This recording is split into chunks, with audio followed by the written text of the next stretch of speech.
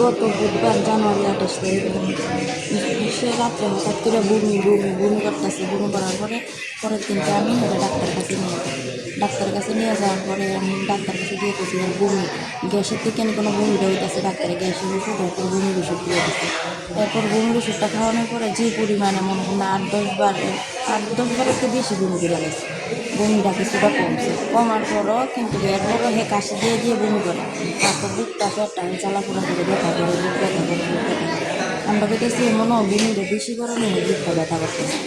এরপর আমি গত রবিবার জীবিত ইমার্জেন্সি টাইমে দেখাচ্ছি ডাক্তারকে। দেখাচ্ছি করে দিয়া পেতেছি বুক ব্যথা দিয়ে এরপরে বুক ব্যথা আর গ্যাসের তেল দিয়ে দিচ্ছে।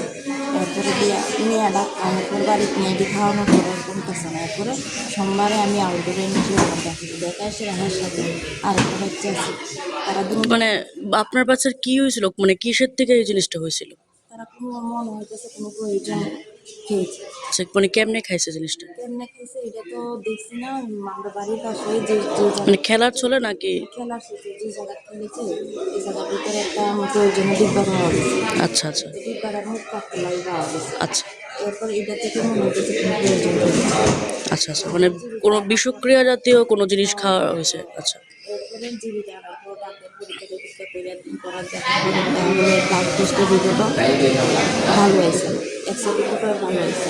আচ্ছা, প্রথম ধাপে কি আপনারা মানে বুঝছিলেন না জিনিসটা যে এরকম না কিছু না খাইছে? আমি বুঝছি না, পরে দিয়ে বুঝছি এরকম জিনিস। আচ্ছা, পরে দিয়ে বোঝার পর ওই এক মাসেরা বুঝি রাজ্যের রকম ডাক্তার বলছিল। এটা খাওয়ার কতদিন পরে হাসপাতালে আনছেন? খাওয়ার প্রায় 5 দিন পরে। 5 দিন পরে হাসপাতালে আনছেন। তারপর কি ডাইরেক্ট মানে সরাসরি আইসিইউতে ভর্তি করা হয়েছে নাকি? নর্মাল ওয়ার্ডে আছে। আচ্ছা নর্মাল ওয়ার্ডে 2 দিন আসলে পরের দিন সকালে আসি এটা শিফট করে। আচ্ছা, কতজন বাচ্চা তারা বিকাশ? বাচ্চা একসাথে হচ্ছে। আচ্ছা, একজন এখন আপনার ছেলে না? হ্যাঁ, আপনার ছেলের নাম? মনিকের দাস। আচ্ছা, বয়স কত? 4 বছর 3 মাস। আচ্ছা, আপনার বাড়ি কই? আমার বাড়ি সুভাষনগর জগৎপুর। এখন ওর মানে শারীরিক অবস্থা কিরকম আছে, ডাক্তার কি কইছে? ডাক্তার বলেছে ওর অবস্থা এখন ভালো নেই, আগের থেকে অনেক খারাপ। ওকে বাইরে নিয়ে যেতে হবে। কোথায় নিয়ে যাওয়ার কথা বলছে? বাইরে দিল্লিতে। আচ্ছা আচ্ছা, এখন কি চাইতেছেন আপনারা? এখন আমি চাইতেছি যে মুখ্যমন্ত্রী যাতে আমার যে কোনো একটা সাহায্য করে, আমার ছেলেটাকে যাতে আমার নতুন জীবন দিয়ে বাঁচিয়ে আনতে পারে।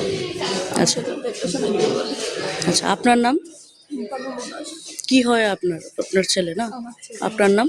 টুম্পানো আচ্ছা, বাবার নাম? অজয় দাস, বাড়ি কোনখানে? সুভাষনগর জগৎপুর।